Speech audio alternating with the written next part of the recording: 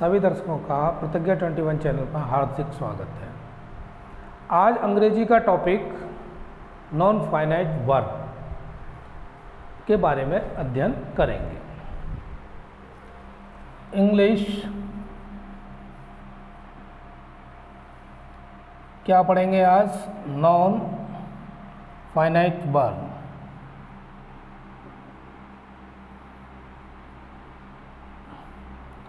Forms of the verb. दूसरे शब्दों में कहें तो नॉन फाइनाइट वर्ब ही पढ़ना है।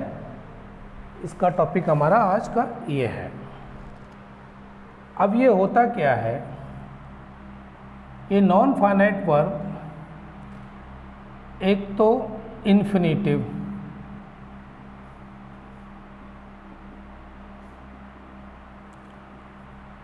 दूसरा जीरन और तीसरा पार्टिसिपल। ये नॉन फाइनाइट वर्ब जो हैं वो कौन कौन है? एक तो इन्फिनिटिव है, दूसरा जीरन है और तीसरा पार्टिसिपल। अब ये है तो वर्ब ही, वर्ब का ही फॉर्म है, तो ये वर्ब है। लेकिन हमको एक एक करके पढ़ना है, इनका यूज़ कैसे होता है। सीखना आज ये है कि इनका यूज़ कैसे होता है। पहले सीखते हैं इन्फिनिटिव के बारे में। पहले सीखते हैं किसके? इन्फिनिटिव के बारे में। इन्फिनिटिव क्या है? वर्ब की फर्स्ट फॉर्म से पहले टू लगा दें। वर्ब की फर्स्ट फॉर्म से पहले क्या लगा दें? टू। जैसे आपको to see, to play, to go, to hear, तो ये सब क्या है? इन्फिनिटिव। लेकिन इतने भर कह देने से इन्फिनिटिव तो नहीं हमारी समझ में आया। अब इसको आगे समझते हैं कैसे। इसका प्रयोग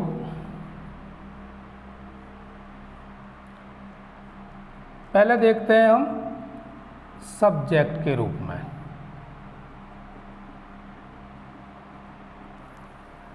पहले देखते हैं सब्जेक्ट के रूप में कैसे। एक एग्जाम्पल लेते हैं। टू फाइंड फॉल्ट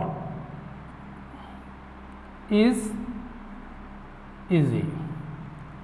अब ये टू फाइंड हमारा क्या है? इन्फिनिटिव की तरह कार्य कर रहा है, लेकिन है किधर? सब्जेक्ट की तरफ। तो सब्जेक्ट के रूप में ये काम कर रहा है। To find fault is easy, तो ये इन्फिनिटिव सब्जेक्ट की तरह कार्य कर रहा है। अब दूसरा एग्जाम्पल देखते हैं। To play cricket, to play cricket is pleasant.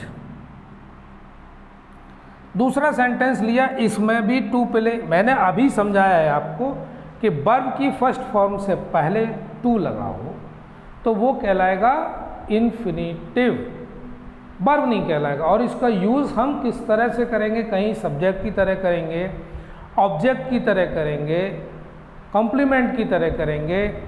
तो ये अभी मैं आपको दे रहा हूँ। क्या दे रहा हूँ? सब्जेक्ट के रूप में इनका प्रयोग कैसे होगा और आप कैसे समझेंगे, ये इस तरह से। तीसरा एग्जाम्पल और लेते हैं। टू रेस्पेक्ट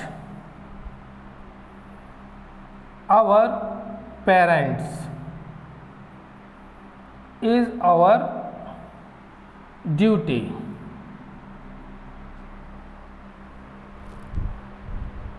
माता पिता, अपने माता पिता की सम्मान करना, टू रेस्पेक्ट मतलब सम्मान करना, ये हमारा क्या है? कर्तव्य है। तो ये भी एक क्या है? इन्फिनिटिव। और हमने सब्जेक्ट के रूप में आपके सामने तीन एग्जाम्पल दिए। To find fault is easy, to play cricket is pleasant, to respect our parents is our duty. तो यहाँ इन्फिनिटिव का प्रयोग हम समझे क्या, सब्जेक्ट के रूप में। अब आगे समझते हैं क्या है।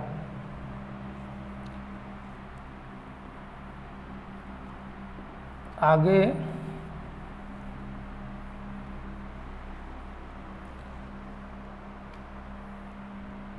ऑब्जेक्ट के रूप में।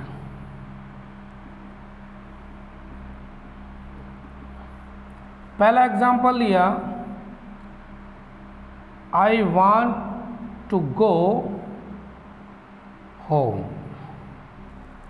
आई वॉन्ट टू गो होम। तो ये भी आपकी समझ में आया कि यहाँ पर ये जो इन्फिनेटिव है टू गो, ये ऑब्जेक्ट के रूप में कार्य कर रहा है। I want to go home. दूसरा एग्जांपल लेते हैं, children like to play. Children like to play, बच्चे खेलना पसंद करते हैं। बच्चे खेलना पसंद करते हैं। दूसरा एग्जांपल दे दिया, पहला ये दे ही दिया, I want to go home. तीसरा एग्जांपल और देखते हैं,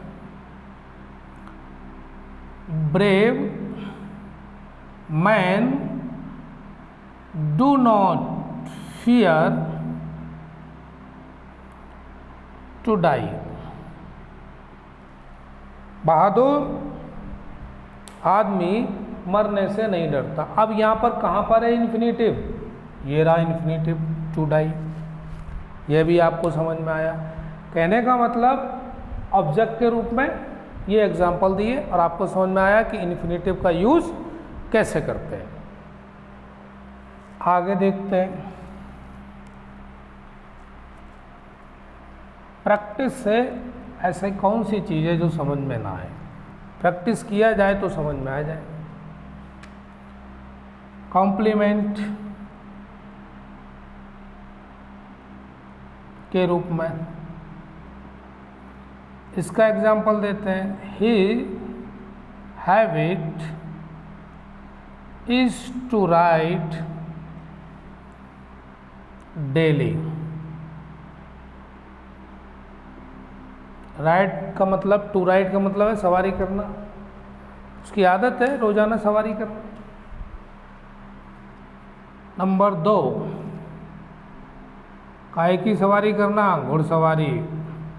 माई desire is to see you again.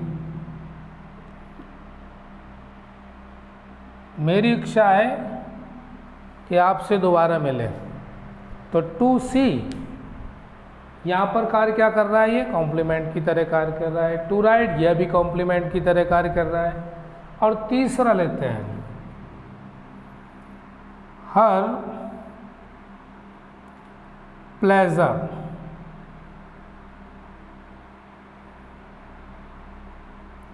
Was, her pleasure was to sing. उसकी खुशी गाने में थी। ये भी है। तो ये 3 एग्जाम्पल दिए क्या है मैंने, कॉम्प्लीमेंट की तरह इन्फिनेटिव कैसे प्रयोग होगा वो ही दे दिया। अब बात करते हैं आगे,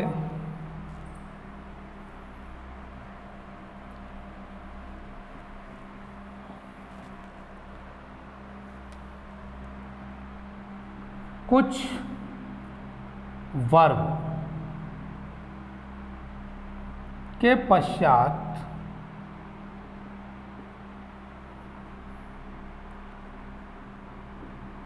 प्रयोग होने वाले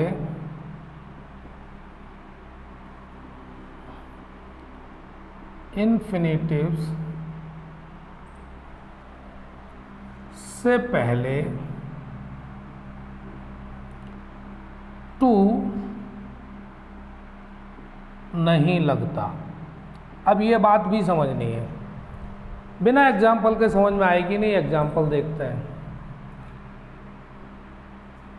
पहले तो हम वो वर्ब बताएं आपको कि कौन कौन सी वर्ब है। बिड,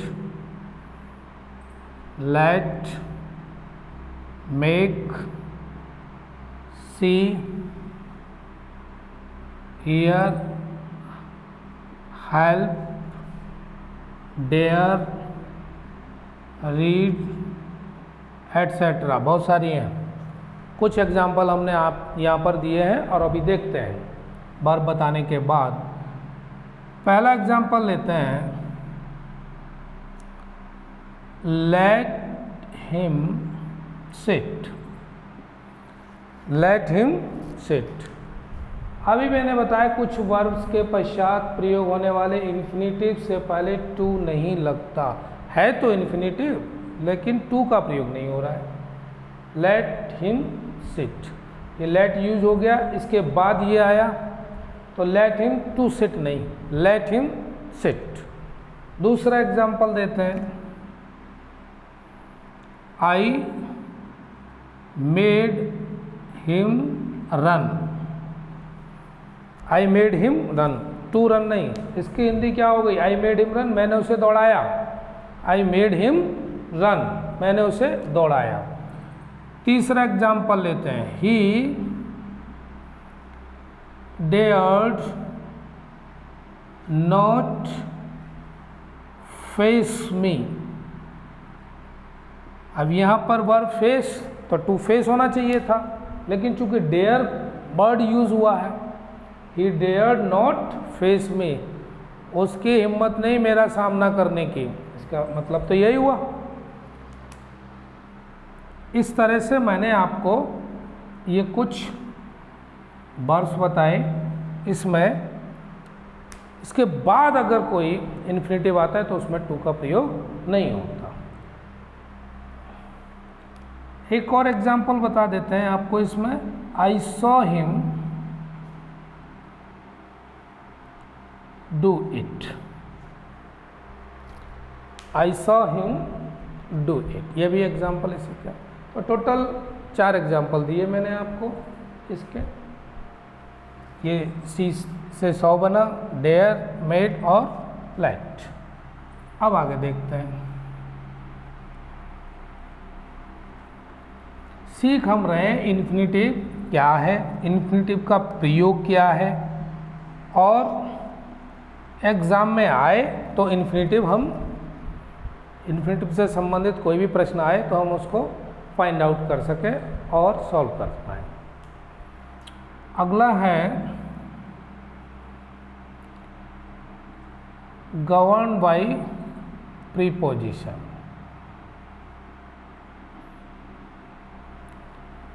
इसमें एग्जाम्पल लेते हैं, I am about to go। I am about to go। दूसरा इन्फिनेटिव हो गया to go, I had no choice but to obey him. I had no choice but to obey him, मेरे पास कोई रास्ता नहीं है सिवाय उसकी बात मानने के। ओबे मीन्स आज्ञा मानना होता है। ये प्रीपोजिशन वाला बताया मैंने। आगे देखते हैं,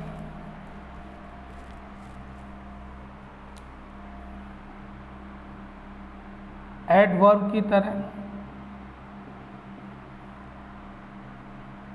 ही केम टू सी मी, वह मेरे पास आया टू सी देखने, यानी मुझसे मिलने आया। तो क्या है, पर्पज है, उद्देश्य है। और मैं एडवर्ब आपको पढ़ा चुका हूँ पहले से। दूसरा है Hari will go there to read. Hari will go there to read, Hari वहाँ जाएगा क्या करने, टू रीड। यह भी क्या हो गया, पर्पज हो गया, उद्देश्य। पर्पज मीन्स उद्देश्य।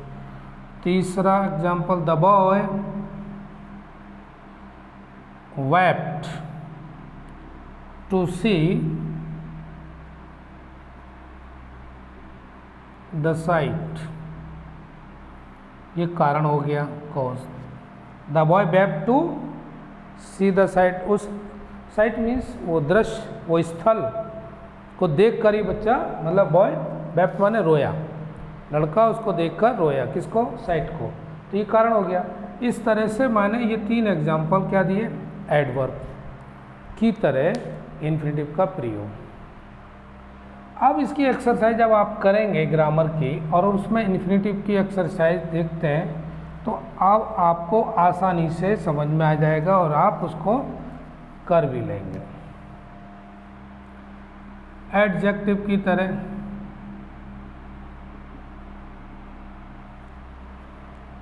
इसका example, he is too weak to walk. इस लाइन की हिंदी में क्या मतलब हुआ, he is too weak to walk, वो इतना कमजोर है कि चल भी नहीं सकता है। ये टू जो है ये नेगेटिव सेंस में यूज होता है। तो ये जो इन्फिनेटिव है टू वॉक, ये क्या एडजेक्टिव की तरह कार्य कर रहा है। दूसरा, this mango is good to eat. This mango is good to eat, ये रहा इन्फिनेटिव। यह आम अच्छा है खाने में, इसकी हिंदी तो यही हुई। तो ये जो वीक वर्ड आया, ये जो गुड वर्ड आया, ये किसको, वर्ब को क्वालिफाई, ये जो वर्ड्स हैं ये एडजेक्टिव को क्वालिफाई कर रहे हैं। तीसरा नंबर आया, I am sorry to hear this, ये रहा इन्फिनेटिव आपका टू हियर। चौथे पे, I have no time to play, मेरे पास कोई समय नहीं खेलने के लिए, ये भी क्या आया, इन्फिनेटिव। अब इनसे पहले आप देख रहे हैं, एक तो टाइम वर्ड आ रहा है, एक सॉरी आ रहा है, गुड आ रहा है, वीक आ रहा है। तो ये जो इन्फिनेटिव है इन्हीं की विशेषता बता रहे हैं, क्वालिफाइज, ठीक है, इसी को कर रहे हैं, ये इन्हीं को क्वालिफाई कर रहे हैं, इसलिए ये एडजेक्टिव की तरह यूज हुए हैं। अब अगला बताते हैं इनके बाद, इसमें क्या दिया हुआ है, इन्फिनेटिव का प्रयोग दो वाक्यों को जोड़ने के लिए, दो वाक्य जोड़ने के लिए इन्फिनेटिव का प्रयोग करते हैं। इस काम के लिए भी हम क्या करते हैं, इन्फिनेटिव का प्रयोग।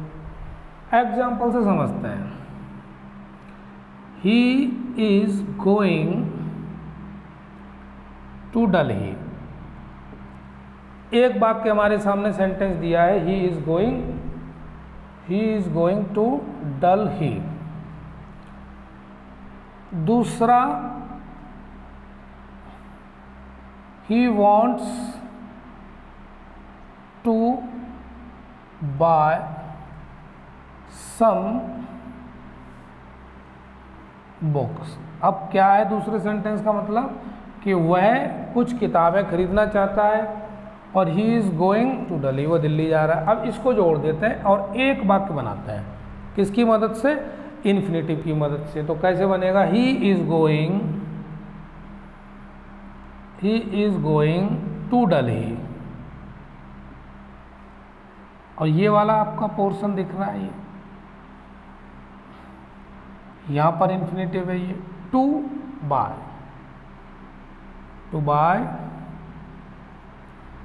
Some books. लो, बन गया सेंटेंस। इस वाले पोर्शन को उठा के यहाँ रख दिया इसके पीछे, और आपका ये दो वाक्य, एक वाक्य बन गया इन्फिनेटिव की मदद से। दूसरा एग्जाम्पल और देखते हैं, ही इज़ वेरी लेजी, वह बहुत आलसी है। He can not do this work, he can not do this work, वह बहुत आलसी है, वह इस कार्य को नहीं कर सकता। अब ये सेंटेंस आपके सामने है, अब इसको भी जोड़ना है और इन्फिनेटिव से ही जोड़ना है। इसका क्या तरीका, ही इज़, अब यहाँ वेरी की जगह पर आपको क्या लिखना है, टू लिखना है। वेरी की जगह पर क्या लिखना है, ये टू लिख दिया। He is too lazy to do this work. ऐसा क्यों करते हैं, क्योंकि ये जो कैन नॉट है, ही कैन नॉट, इसकी जगह पे टू लगाएंगे और बाकी सेम सेंटेंस उतार के यहाँ रख देंगे। मैंने अभी जस्ट पहले बताया था कि ये जो टू वर्ड है ये हमेशा नेगेटिव सेंस में यूज होता है, और यहाँ he can not do this work, सीधा सीधा सेंटेंस ही नेगेटिव आ गया। तो आप वेरी की जगह पर क्या कर देंगे, टू लगा देंगे।